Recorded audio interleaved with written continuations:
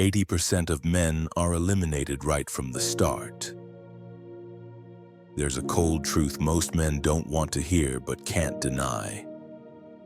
8 out of 10 are eliminated from the dating game the moment it begins. No explanation, no chance to prove themselves. Just a door that closes before you even have the chance to step through it. Imagine standing outside the fence of a grand party. Inside, there's the glow of warm lights, the sound of laughter, and the comfort of hands reaching for each other. But you're only a silent observer. You watch the chosen ones walk in, effortlessly blending into the crowd. You see them getting noticed, invited, offered opportunities, and you, even in your sharpest suit, are passed over as if you were invisible. Have you ever asked yourself why you're out here? Is it your looks, your money, or was it fate all along? The answer isn't that simple. It's not just one factor, and it's the sum of how you show up, how you make an impression, and how others perceive you in that very first moment. You think you enter the game to be judged fairly, but in reality, the verdict is often decided before it even begins. The moment you send the wrong signal, those with the power to choose quietly cross your name off their list. No warning, no second chance. And the cruel part is you don't even know you've been eliminated. This truth may sting, but it opens another door for those sharp enough to see it. Because if the cause isn't fate, but the way you enter, then you can change the outcome. But how just one small detail in that first moment can decide whether you move forward or remain forever outside the fence. And that detail isn't something most men notice until it's far too late. Initial attraction is only an illusion. Picture yourself watching a commercial. Bright lights, captivating music, flawless images of a product that looks perfect in every way. You feel like you have to own it right now. But when you open the box, sometimes what's inside is nothing like what was promised. Initial attraction in relationships works the same way. It's the glossy advertisement that draws someone toward you. But what's inside may be entirely different. When someone first meets you, they don't actually know who you are. They only see the outer image, and their mind fills in the blanks with imagination. They assign you the qualities they hope you have. They imagine you as the kind of person they've been looking for. In truth, they don't love you, they love the story they've created about you in their own mind. And this is where many men get blindsided. Because when they realize this, they often make the biggest mistake of all. They try to prove they're worthy by talking too much, telling their whole story, listing every strength and accomplishment. They believe that the more information they give, the more convinced the other person will be that they're the right choice. But in reality, every word you speak becomes a test, and the odds that what you say perfectly matches the other person's expectations and imagination are almost zero. Every extra detail risks chipping away at the attraction, because it disrupts the illusion they're enjoying. This is why so many first dates collapse even after starting off well. You walk in, your presence sparks curiosity, making them want to know more. But just a few sentences later, they begin to realize you're not exactly the person they had pictured. The illusion crumbles faster than you think. The moment you understand this is the moment you change your approach. You don't need to reveal everything. What you need is to keep a measure of mystery. Let their imagination keep working. Let them want to discover more. Let them be the one to open the next door. When you know how to stop at the right time, you keep their curiosity alive long enough to give a genuine connection a chance to grow. Because initial attraction isn't the destination, it's just your ticket through the gate. And when the illusion fades, that's when the real game begins. When the illusion falls apart, Sooner or later, every relationship reaches an unavoidable moment. It's when the beautiful paint on the picture hanging on the wall begins to peel. You see flakes falling away, and behind them lies a rough, raw surface that's almost too real to accept. Psychologists call this the crisis of disappointment, a moment when the initial illusions shatter and the unvarnished truth is revealed. The person you once saw as perfect and admirable suddenly feels different. The very things that once drew you in now become the source of your irritation. A small habit that used to seem endearing now grates on your nerves. A phrase that once made you laugh now carries a bitter edge. At this point, many believe it's the end, that love has run out, that the relationship has lost its meaning. But the truth is, this isn't the ending. This is the threshold of an entirely new phase, the phase of real love. Real love begins when both people see each other for who they truly are and still choose to stay. When you accept that no one is perfect, that love is not just about sweet emotions, but also about patience, forgiveness, and the ability to face conflict together. The problem is that most men are not prepared to cross this threshold. They respond by either hiding their true selves or, on the other extreme, trying to change the other person to fit the original illusion. Both approaches lead to failure because they erode authenticity, the one thing a long-lasting relationship depends on. What you need to do is learn how to move through this crisis without losing yourself. This means accepting both the strengths and flaws of your partner, while also refusing to give up your own core values just to keep them happy. You can't go back to the moment when everything felt new and perfect, but you can build a stronger foundation, one where neither of you has to perform to hold on to the other, and where you can be fully yourselves. This is when love becomes more realistic, deeper, and more enduring. But don't think that once you've passed through this crisis, the road ahead will be easy. Because when the crisis is over, you'll face a far more ruthless marketplace. The rules of the dating marketplace. Picture an open marketplace where everyone is free to choose. But instead of fruit or clothes, what's being exchanged here is attention, affection, and dating opportunities. In this market, roughly 10% of men hold the majority of the advantage. They're the ones most women choose, the ones most sought after, and as a result, they enjoy far more opportunities than the rest.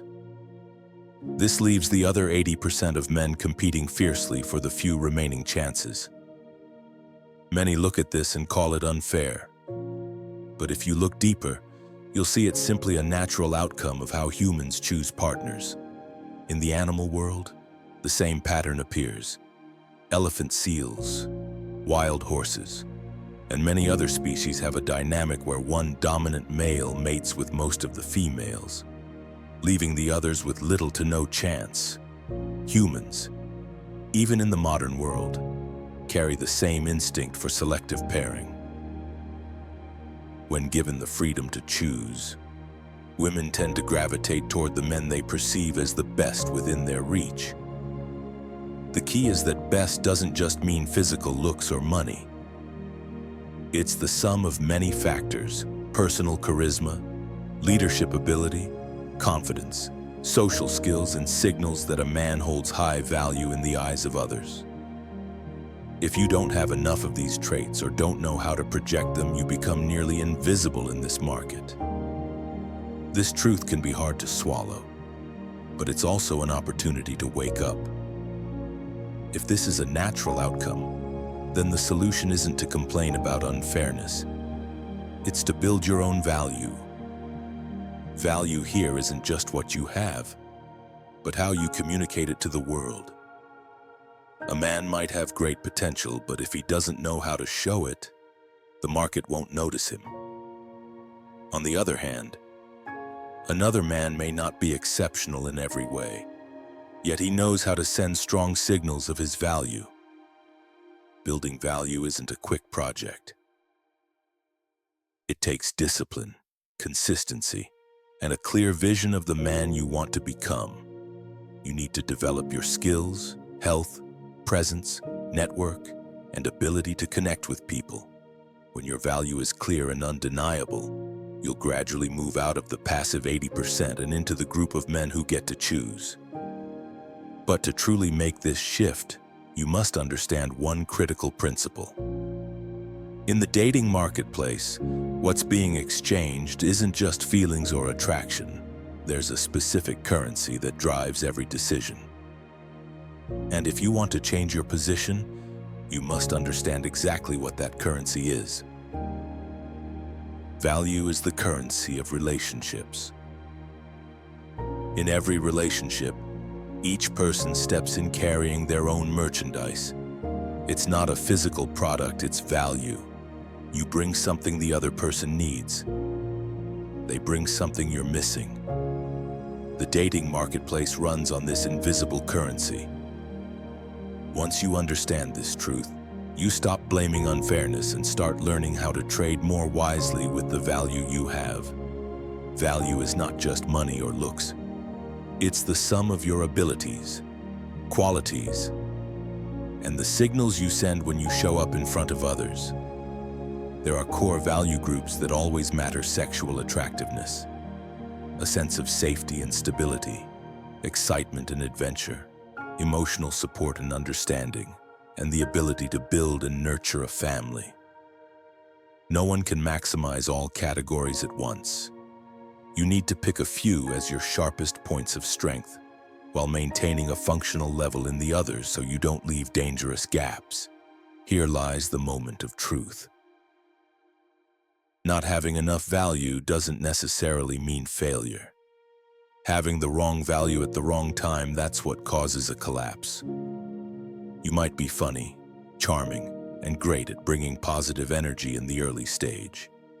But if the other person is prioritizing stability and trust, what they need to see isn't just humor, it's discipline, commitment, and consistency. On the flip side, if you lead with too much stability when they're still in a stage craving excitement, you'll be labeled boring before you ever get the chance to show your depth. The issue isn't that you're lacking, it's that you're presenting the wrong product at the wrong shelf. So how do you trade smarter? Start with a personal value inventory. Write down 3 things you do exceptionally well without trying too hard. These are usually your sharpest points of value.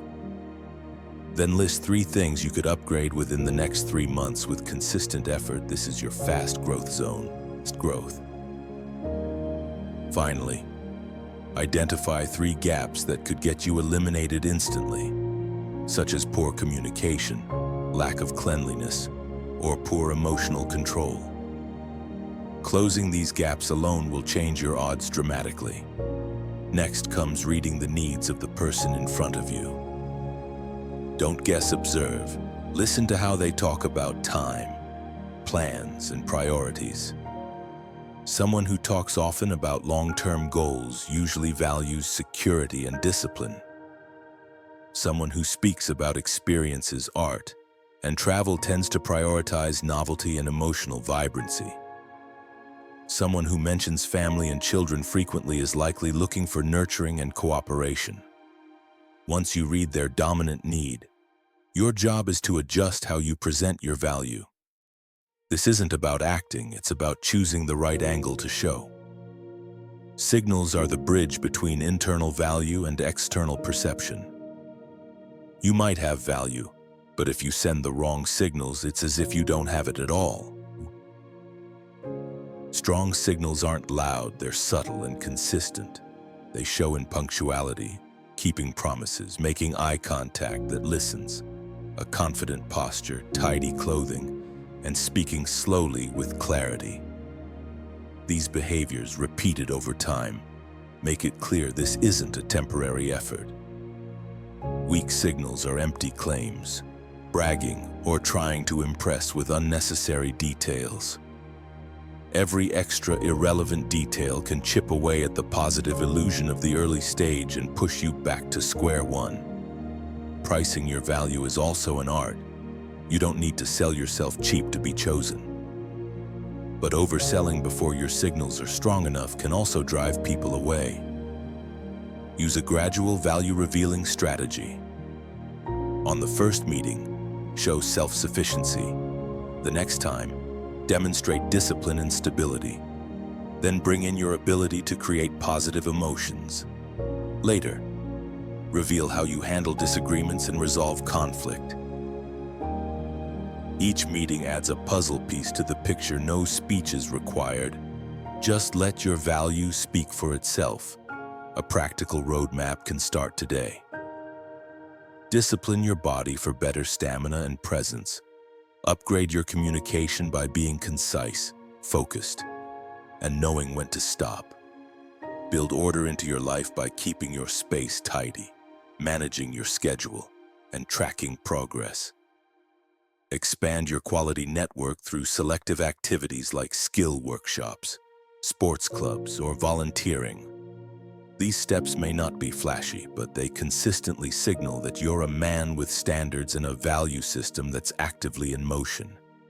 Also remember, value is not static. Your needs and theirs will shift over time. Someone at 25 may crave experience and freedom. At 35, that same person may prioritize stability and family. The more flexible you are in adjusting priorities, the easier it is to keep a relationship aligned. Flexibility doesn't mean losing yourself. It means presenting the right part of yourself at the right time.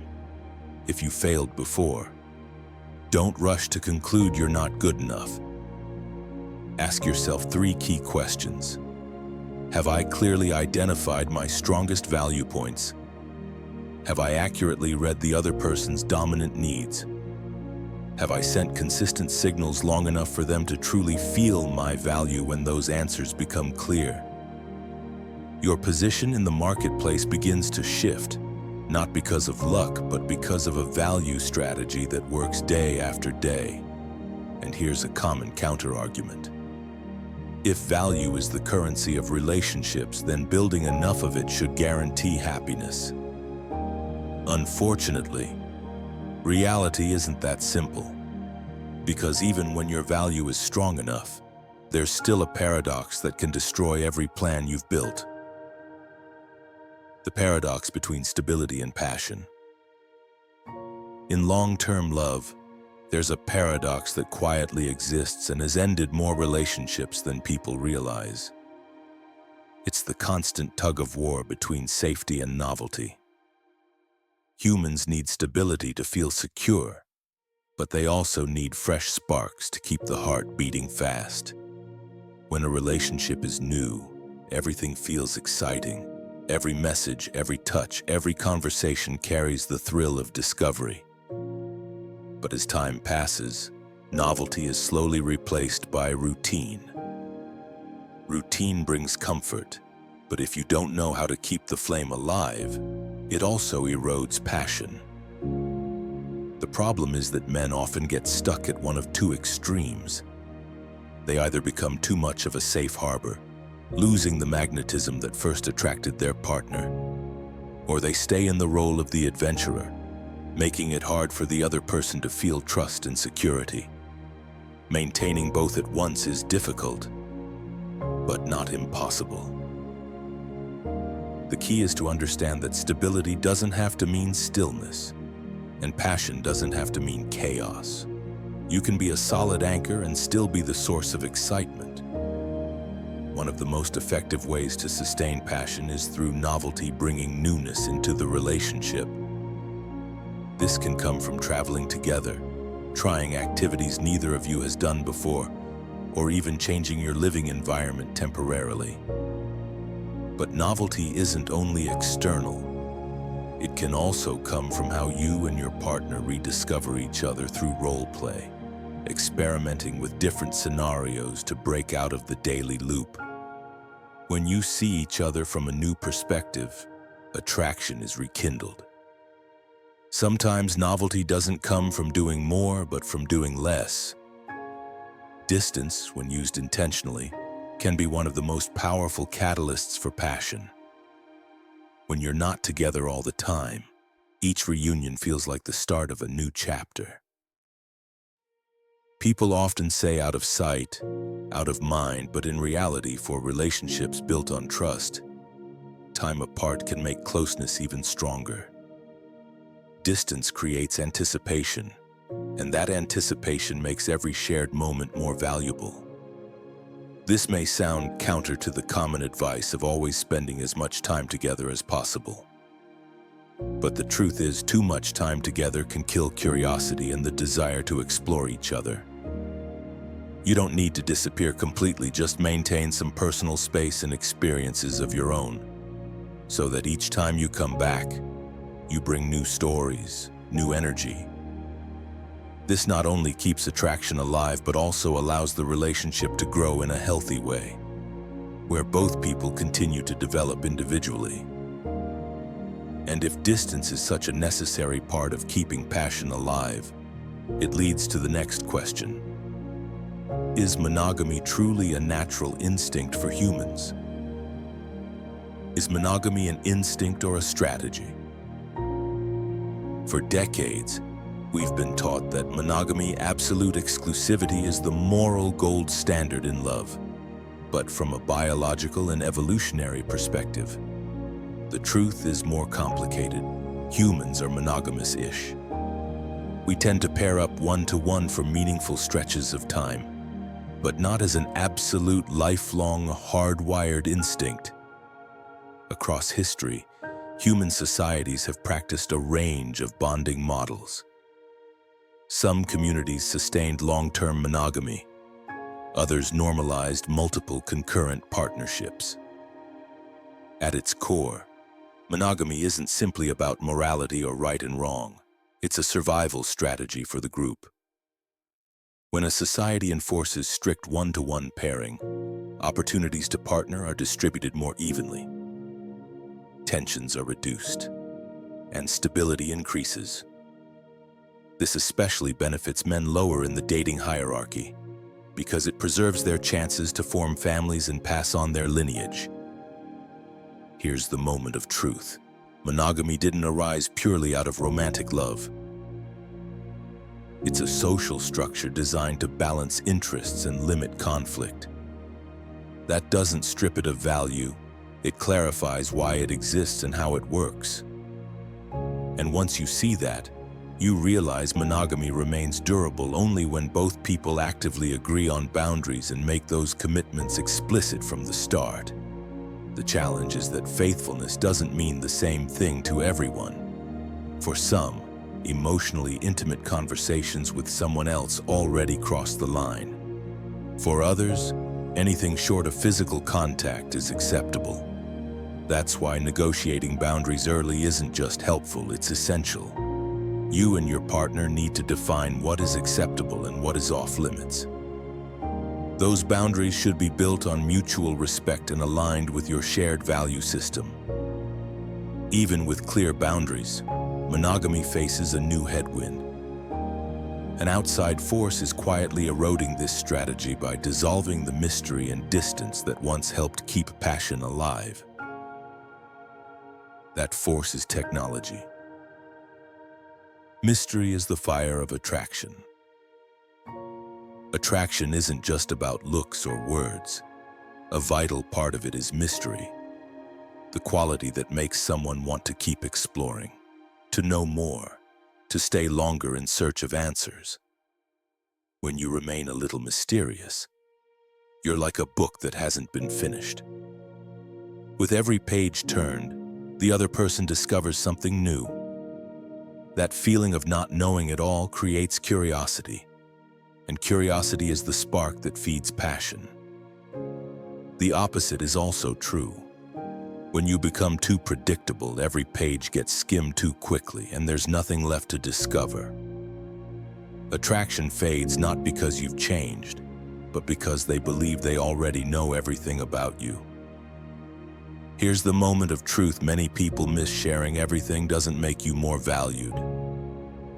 In reality, keeping a part of yourself for yourself is what makes others want to stay longer. This doesn't mean faking anything or playing games. Mystery is about maintaining a personal space, parts of your life, passions or story that you don't reveal right away. It could be a lesser-known hobby, a skill you're developing, or goals you're quietly pursuing. As the other person gradually discovers these layers over time, they feel special for being allowed into your inner world. Mystery also grows when you maintain experiences and relationships outside the romance itself. When your life is rich beyond the relationship, you always have something new to bring into each conversation. Every time you meet, you bring fresh energy and new stories, and the other person feels you're continually renewed. But here's the paradox. Even though mystery keeps the flame alive, many men are afraid to preserve this space. They fear losing connection, being misunderstood, or being left. That fear leads them to overshare too much, too soon, and it drains their natural magnetism. This is how many people eliminate themselves before the game even begins. Because when mystery is necessary, fear is what makes you quit right at the starting line. The fear of approaching is killing men. Many men live inside an invisible cage called fear. Fear of rejection, fear of being misunderstood, fear of being recorded and humiliated online, fear of being labeled negatively just for starting a conversation. This fear keeps you frozen. You stand still, convincing yourself that times have changed, that no one wants to hear a friendly hello anymore. The truth is, you haven't taken the step, so you can't see the path. Here's the moment of truth. Rejection is a rule, not a disaster. Most interactions won't lead to the outcome you hope for.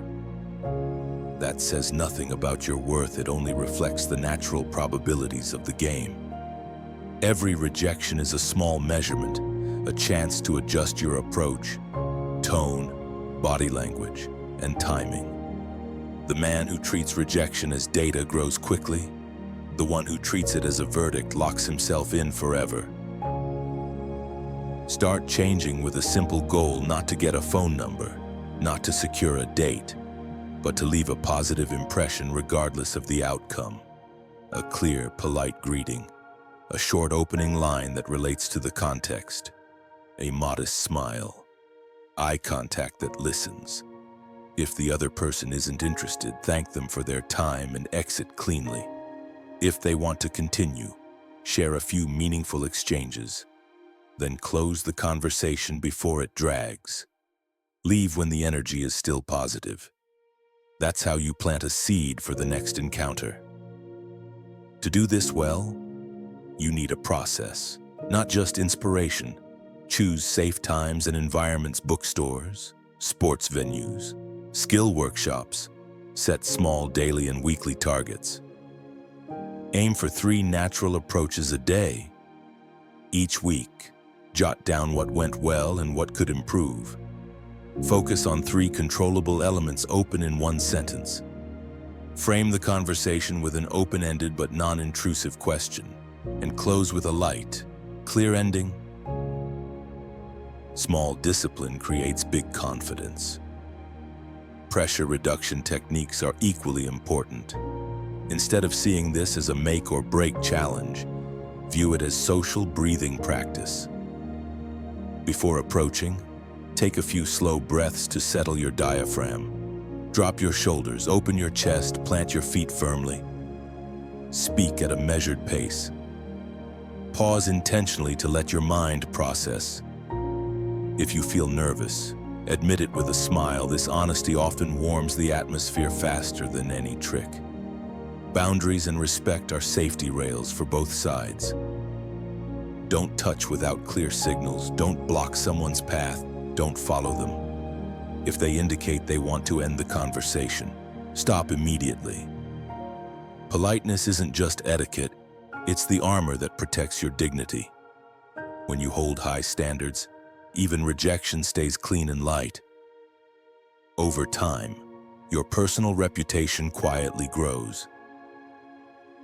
Once you're comfortable with direct approaches, level up by investing in yourself so your natural signals are stronger. Keep your body lean and capable. Maintain a neat appearance and a clean scent. Build a vocabulary wide enough to talk about work, art, sports, books, and meaningful personal experiences. This isn't about showing off, it's about having real substance for a short but valuable exchange. The final piece is taking responsibility. You can't control someone else's reaction, but you can always control how you show up and how you leave. Turn every approach into a small lesson. At night, write down 3 takeaways. The next day, apply 1 adjustment. In a few weeks, you'll look back and see the fear fading like a shadow that once stood in front of you. Fear won't vanish in a day. It fades layer by layer when you act with a method. Every greeting is 1 step out of that invisible cage. Every graceful exit is a point of experience earned. And eventually, you'll realize your position has shifted. And when you overcome this fear, you step out of the remaining 80%. Awaken and become the man who gets chosen. You've walked the full path, from the fact that initial attraction is mostly illusion, to the moment the paint flakes off and the truth shows through. From the harsh rules of a market where a small group holds the edge, to the reality that every relationship is an exchange of value. From the paradox of stability and passion, to monogamy as a strategy. Then you learn the role of mystery, the fear of approaching, and how a single hello can open a new road.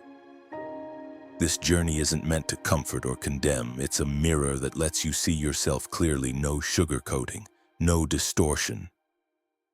Here's the moment of truth. The goal isn't to be chosen. The goal is to become the one who chooses. When you live to be chosen, you chase other people's standards. You perform for surface signals. You rush to prove yourself instead of letting your value speak.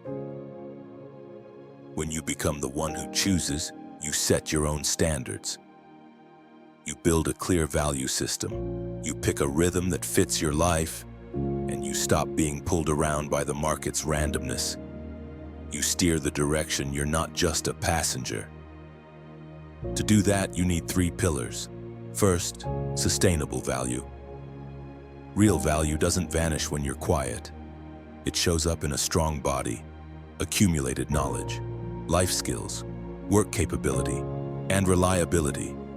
You build it with daily habits. Sleep well. Train with a plan. Learn a skill that creates value for others. Read and take active notes. Do deep work during your prime hours.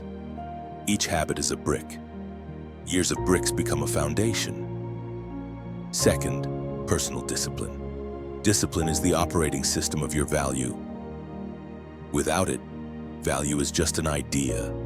Discipline starts with small promises you keep to yourself. Be on time. Speak less and do more. Finish what you say you'll do. Respect your limits and other people's. Know when to stop. Discipline keeps you from being dragged by impulse, keeps you steady when the market isn't on your side, and keeps you upright when you're rejected. Third, consistent signaling. Signals are the bridge between your inner strength and how others perceive you. The more consistent they are, the clearer they become. Clean presentation, listening eyes, speech with a natural stop, calm under disagreement, fairness when making decisions. People pick up these cues even before you talk about yourself. When your signals are solid, you don't need a speech. People understand. When your value is durable, your discipline steady, and your signals clear. You stop asking how to get chosen. You ask what you will choose. You choose quality over quantity, You choose the right pace over hurry. You choose relationships aligned with your values instead of trying to persuade someone headed in the opposite direction. You accept the natural odds of rejection because you know you're on the right track. Don't wait for a miracle. Start with one concrete action today. Choose one habit that upgrades your health. Choose one focused study block. Choose one respectful, clear approach. Choose one distraction to remove so you can reclaim your focus. Every small choice is a vote for the person you're becoming. Stack enough votes, and you become the man who is impossible to overlook by the right person at the right time. If you saw yourself in these words today, don't let the journey stop here. Stay. There are more truths ahead that will change the way you see yourself.